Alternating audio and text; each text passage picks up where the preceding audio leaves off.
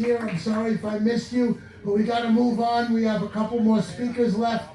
Now I want to introduce our next speaker, Moshe Hill. He's a political analyst and columnist and the editor-in-chief of ahillwithaview.com. He hosts the YouTube channel by the same name, A Hill with a View, and has a weekly column in Queens Jewish Link. And he also writes for Daily Wire, Newsmax, Washington Examiner, QNS News, many other publications. He's a longtime friend of our club. Let's welcome back Moshe Hill. Thank you, Moshe. Thank you. And if you haven't heard of me, that's because they didn't put together the speaker committee yet. So please volunteer for that committee. You can get better speakers than me. And then I asked them, I was like, okay, when am I going to come up?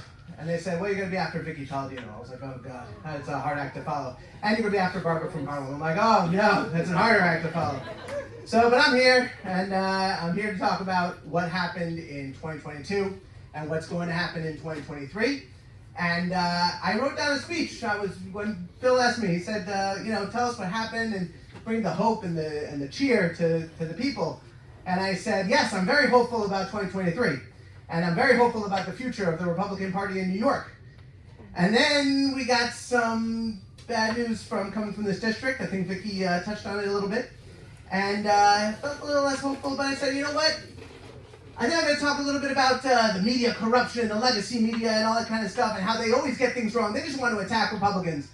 And then the stories got confirmed a little bit more, and I got a little less hopeful again. But I bounced back, and I wrote an impassioned speech about unity and party discipline, and how we're all going to band together and really show them that that even with a slim majority in the House, we can still show that we could be the adults and do all this kind of stuff. And then we just had our 11th vote for speaker, and that didn't really work out. So I'm getting a little bummed out again. But you know what? I still have a lot of hope. Because I have a lot of mixed feelings about this whole Kevin McCarthy thing, speaker thing. I think it's a good thing that we have some holdouts that are trying to hold his feet to the fire. I think it's really good. I also think that it's going to scare away some independent voters, which is what I'm pretty nervous about as well.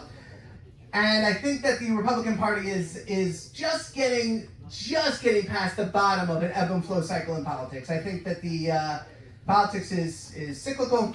I think that our last high was in 2016. At the end, going into 2017, 2018, we had not just President Trump. We had a majority in the House. We had a majority in the Senate. Not only that, we had 25 states that were trifecta states. That means they had the governorships in both and the upper and lower houses. The Democrats only had 4 states in that time.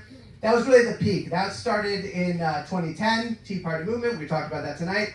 Took a while. Took 7 years to get to a point where we were at the top. And I think we're just starting to we were at the bottom in 2022.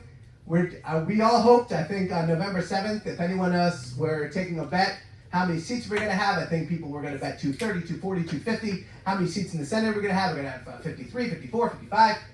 And it didn't really work out that way, but we're just going to start. We're going to pick ourselves up.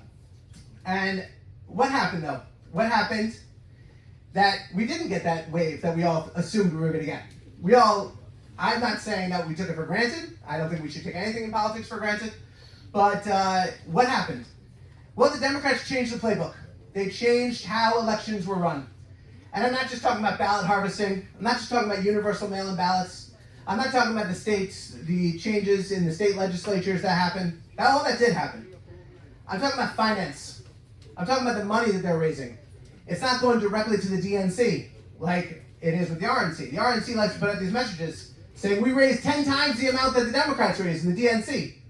That's true. They did. But that's not where the money went. The Democrat donors don't give directly to the Democrats themselves. Harmeet Dillon, who I don't know if everyone's familiar with Harmeet Dillon. She is running to replace Ronna McDaniel as president of RNC, and I wish her the best of luck. I really hope she does it. She was talking about this. She said she's really sounding the alarm on this. She said that all the money is going to the nonprofits. The nonprofits like the ACLU, the nonprofits like the Southern Poverty Law Center, and they are all basically front groups for the Democrats and NAACP. They have weaponized these nonprofits to raise money and push for their candidates. I'm also talking about volunteers. Democrats have spent 60 years on college campuses. We're just getting started. We're just getting started turning around college campuses. But they have an army of people out there who are passionate, motivated, and have nothing but time and their parents' money to do whatever they want. We don't have that kind of time and money. We got jobs, we got families, we got kids, we got things to do. I mean, I put a lot of shoe leather into going canvas door to door, and for every one of me, there's probably 10 people on the Democrat side who are able to canvass and go door to door. They have the volunteers. They have that. I'm also talking about tactics. Democrats choose our candidates for us. Democrats put money into elections for really, I like a lot of the candidates that win those primary elections, but they can't win generals. They can't win general elections. They put that in for us. We can't let Democrats choose our candidates for us. Now, there's a few scales that make up the electoral process. Democrats like to talk a lot about the ease of voting, how it has to be easy. Voting has to be easy. You can't just turn to them and say, no, it can't be easy. That's not a winning message. That doesn't work. What you have to say is, yes, it should be easy, but not at the expense of an informed electorate. People need to know who they're voting for. This was touched upon. People need to know who they're voting for. If you make voting as easy as possible, why don't I just say, okay, I'm voting for the Republican for the next 30 years? Why can't I just do early voting for the next 30 years? I know what I'm going to vote for. I'm going to vote for the Republican every single time, short of, I don't know, the devil, I guess. But literally, I'm going to vote. I know how I'm going to vote.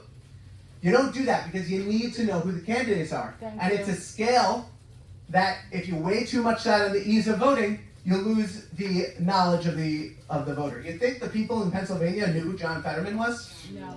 They don't know who John Fetterman was. That's why the #1 Google search term after the primary debate, which happened after early voting started, was, how do I change my vote?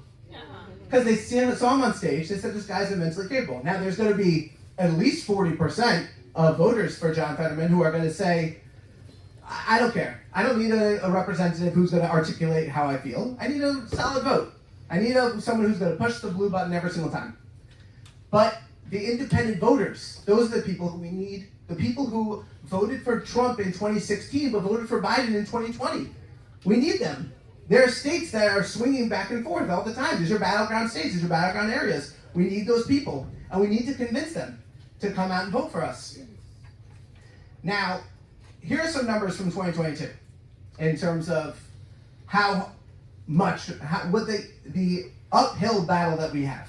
Here are some numbers in terms of the money that's being spent in this effort to make it as easy as to vote, but it's really not ease of voting, it's making it as open as possible to gather the harvest, to gather the ballots. The money's not all going to advertisers on television. Money is going to people to go out and campaign and do this to gather and vote these ballots. So in Nevada, Democrat Catherine Cortez Masto outspent Republican Adam Laxalt by 4-1, $46 million to $12 million. In Arizona, Mark Kelly spent 8-1 over Blake Masters, 8-1, $73 million to $9 million. These are huge numbers. Pennsylvania, we got Fetterman, who spent $52 million walking around wearing sweatshirts saying, I'm the man of the people, I'm the man of the people. Where this rich guy, Dr. Oz, crudité eating, owns 10 houses, he outspent him. Oz spent $38 million. Before the runoff in Georgia, the Democrat Raphael Warnock spent $76 million to Herschel Walker's $32 million. Now this is the craziest thing. In New Hampshire, Maggie Hassan spent $38 million to Don Bolduc's $2 million. The Democrats spent $3.2 million getting Don Bolduc into the race, into the general election. They spent more money to try to pick the candidate for us than Don Bolduc spent in the general election.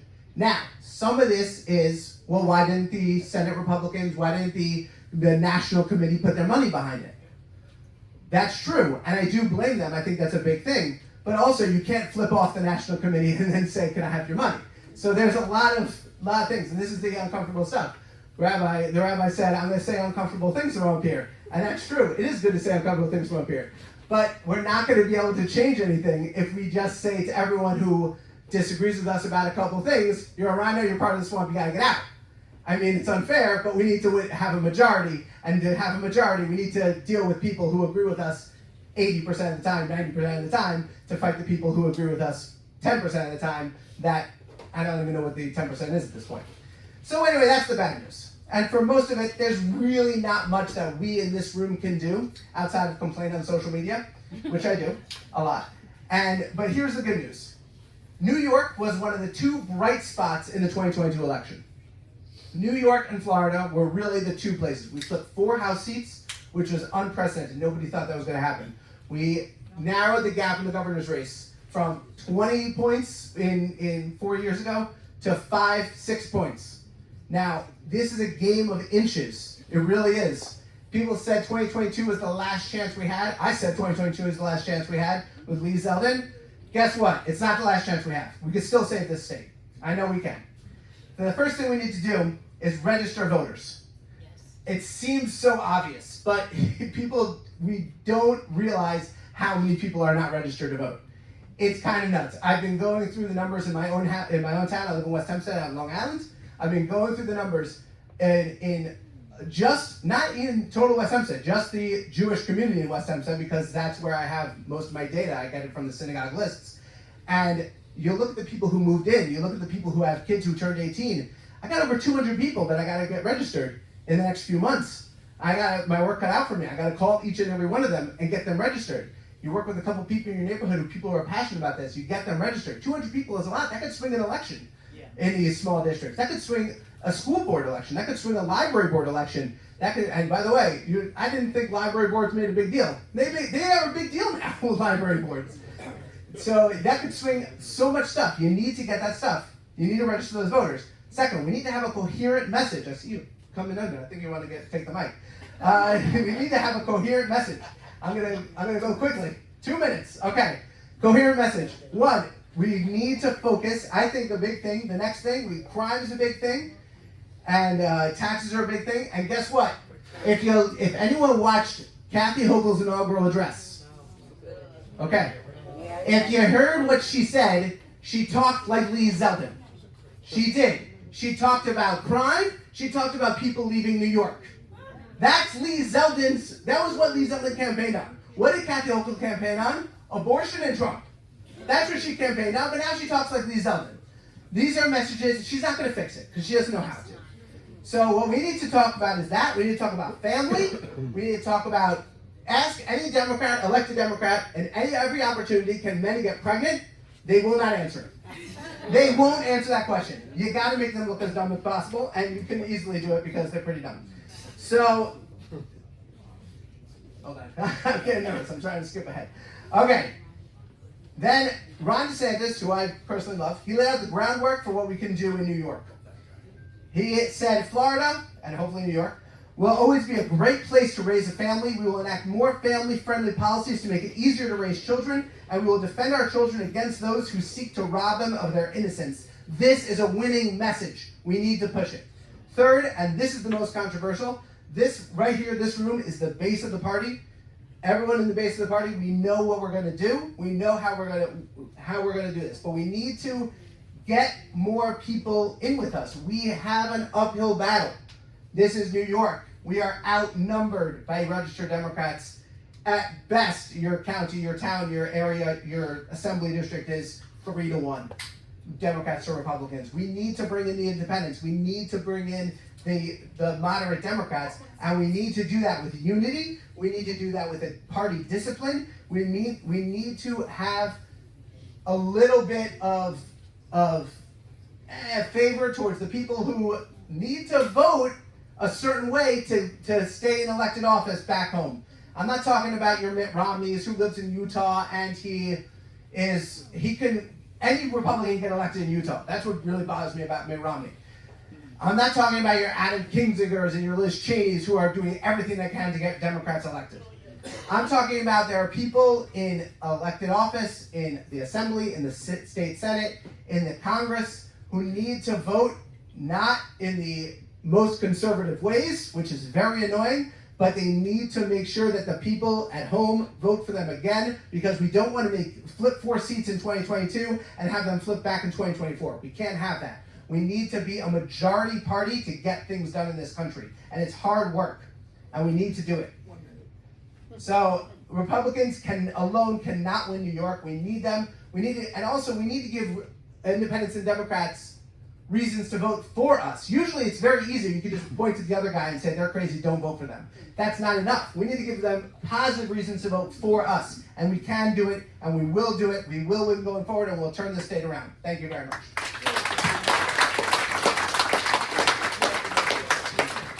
No, it's all right. It's all right.